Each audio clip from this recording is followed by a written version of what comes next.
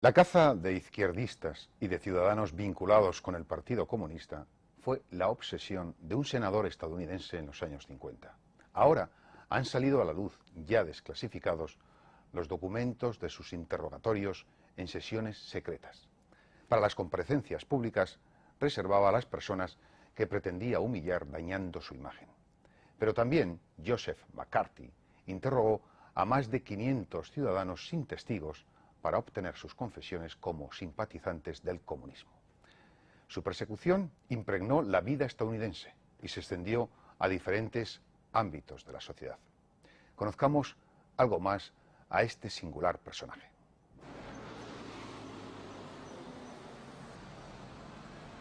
La publicación de más de 4.000 páginas de documentos con la transcripción de los interrogatorios secretos del senador Joseph McCarthy durante la caza de brujas que protagonizó medio siglo atrás ha vuelto a poner de relieve una de las mayores vergüenzas históricas de la democracia norteamericana. La victoria de los aliados sobre el eje fascista en la Segunda Guerra Mundial invitaba al optimismo de una sociedad liberal. Sin embargo, a finales de los años 40, los Estados Unidos sufrieron una nueva pesadilla política. Una gran paranoia se apoderó del país entero. La gente escribía cartas al senador McCarthy denunciando que su vecino de al lado celebraba reuniones misteriosas los viernes por la noche y echaba las persianas. Luego resultaba que el vecino de al lado lo que organizaba eran partidas de póker con sus amigos.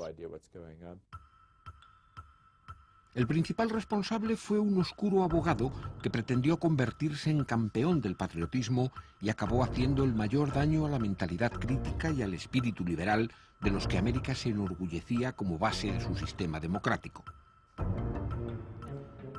Senador republicano por Wisconsin desde 1946, Joseph McCarthy tuvo una carrera mediocre hasta que ganó fama al afirmar que más de 200 comunistas se habían infiltrado en el Departamento de Estado. Después, sus constantes denuncias lo convirtieron en un personaje temido. John McCarthy pertenecía a una cultura política muy característica de los Estados Unidos, que es el medio oeste, un tanto provinciano, un tanto aislacionista y proclive a la defensa, digamos, de valores tradicionales y hacerlo de forma muy radical. Era, aparte de histérico, era un bebedor y era una persona que normalmente no hubiera aparecido en la primera fila política.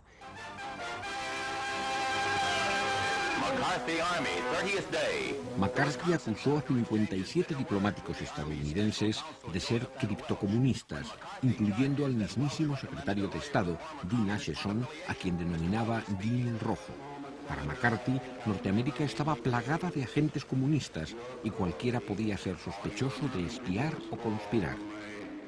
Aunque el presidente Truman no diera demasiado crédito a sus denuncias, la paranoia del senador encontró apoyos suficientes que le permitieron emprender una aparatosa caza de brujas. Para ello, reactivó una efímera comisión de actividades antiamericanas de 1938 y contó con la ayuda del poderoso director del FBI, Edward Hoover. Los comunistas han sido, son y serán una amenaza para la libertad, los ideales democráticos, la adoración a Dios y el estilo de vida americano. No importó que el Partido Comunista fuera legal, pero en el clima de histeria política que McCarthy supo crear, miles de personas perdieron sus trabajos y centenares fueron encarceladas tras verse acusadas de tener ideas izquierdistas. El FBI calificó de agitador marxista al mismísimo Einstein, y los inquisidores destruyeron 30.000 libros de la biblioteca del Departamento de Estado por considerarlos textos filocomunistas. Este comité, bajo el mandato de la Cámara de Representantes, tiene la responsabilidad de desenmascarar a los elementos subversivos donde quiera que estén. McCarthy prefirió buscarlos donde más resonancia política podía lograr, en la industria del cine. Y la lista de citaciones ante el Comité de Actividades Antiamericanas se confeccionó como si se tratara del reparto de una superproducción de Hollywood. Algunos de los actores de moda, como Gary Cooper o Robert Taylor, disfrutaron interpretando el papel de salvapatrias que combatían al enemigo ideológico. ¿Cree usted que es aconsejable que el Congreso decrete la ilegalidad del Partido Comunista en los Estados Unidos?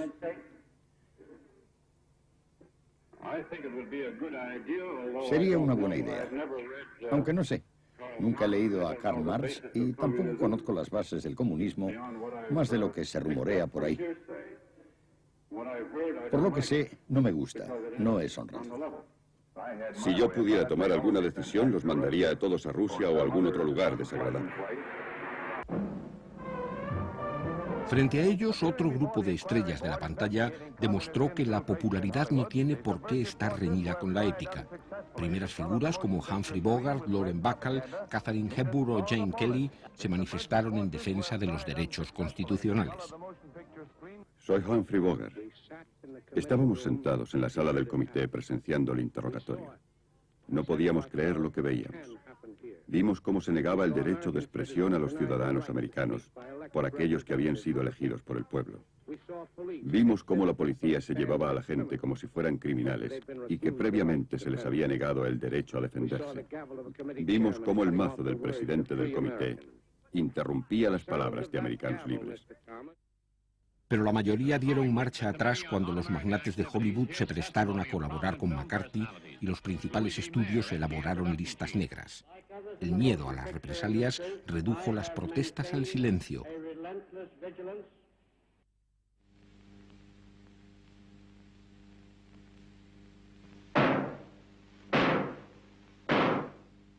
Mientras el cine americano callaba, Berlanga y Bardem burlaron en pleno macartismo a la censura franquista y ridiculizaron al Comité de Actividades Antiamericanas en una secuencia de Bienvenido Mr. Marshall.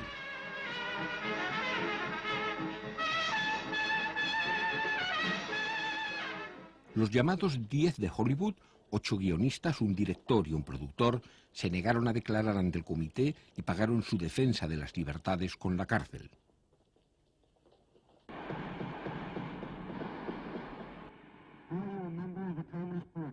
¿Es usted miembro del Partido Comunista o lo ha sido alguna vez? El comunismo no tiene nada que ver con esta investigación. Es un intento de controlar el cine y atropellar los derechos fundamentales. Señor presidente, señor presidente. Yo no le he preguntado eso. Esa no es la pregunta. Retírese del estrado. Queremos luchar por la declaración de derechos. Oficial, llévese a este hombre. Las carreras de cineastas como Abraham Polonsky, Dalton Trumbo o Martin Reed quedaron frustradas. Escritores como Arthur Miller o Dashiell Hammett sufrieron represalias. El actor John Garfield no pudo soportar la presión y murió de un infarto. La persecución de comunistas sirvió para acallar voces críticas, debilitar a los sindicatos y ahogar la lucha por los derechos civiles. Además, la psicosis de delación creó la tensión precisa para el desarrollo de la Guerra Fría, fomentada por la industria armamentista. La escandalosa ejecución del matrimonio Rosenberg en 1953, acusado de facilitar la bomba atómica a los rusos, y la Guerra de Corea, contribuyeron a mantener la idea de que el comunismo era un enemigo peligroso. El macartismo supone el retroceso en el ejercicio de las libertades públicas en Estados Unidos, que había iniciado una época nueva con Roosevelt. Todo lo que se refiere a la caza de brujas, todo lo que se refiere a los programas por la lealtad de los funcionarios en Estados Unidos, todo lo que se refiere al Comité de Actividades Antiamericanas, no solo afectan directamente a Estados Unidos, sino que también lo hacen al resto de los países de influencia norteamericana. La paranoia macartista encumbró a políticos tan grises como dóciles ante las grandes corporaciones financieras, y algunos de los colaboradores más fieles de McCarthy ocuparían años después puestos de la mayor importancia, como Richard Nixon y Ronald Reagan. Sin embargo, el poder de McCarthy fue efímero. El presidente Eisenhower se dio cuenta del peligro que representaba cuando el senador denunció una supuesta infiltración de comunistas en el ejército, acusando al condecorado general Ralph Schweiker. McCarthy había ido demasiado lejos sin presentar prueba alguna, y el Senado lo citó a declarar, acusado de dañar el honor de la Cámara y obstaculizar su labor constitucional. El senador McCarthy, en 1953, fue un hombre en la cumbre del mundo, que era fiscal, juez y jurado, que acusaba, interrogaba e intimidaba a los testigos. Pero en 1954 él fue citado a declarar y le obligaron a dejar la dirección del comité, que empezó a investigar sus propias actividades, su equipo y sus métodos. Lo mostraron en televisión y sus tácticas quedaron al descubierto. Su prestigio se vino abajo y sufrió un colapso político.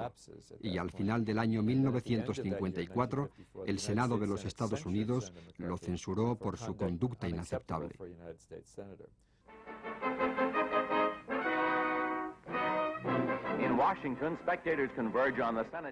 Era la primera vez que el Senado reprobaba a uno de sus miembros, y Joseph McCarthy quedó apartado de la política, deshonrado y humillado.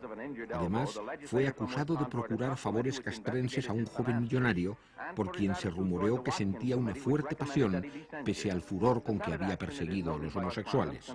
Después, su íntimo colaborador, Pernell Thomas, sería condenado por algo tan poco patriótico como la evasión de impuestos. Finalmente, McCarthy se hundió en el alcoholismo y murió con el hígado destrozado en 1957. Entonces nadie lo lloró. Hoy, el recuerdo de su figura política suscita tan solo rencor y desprecio. Las consecuencias del naufragio del Prestige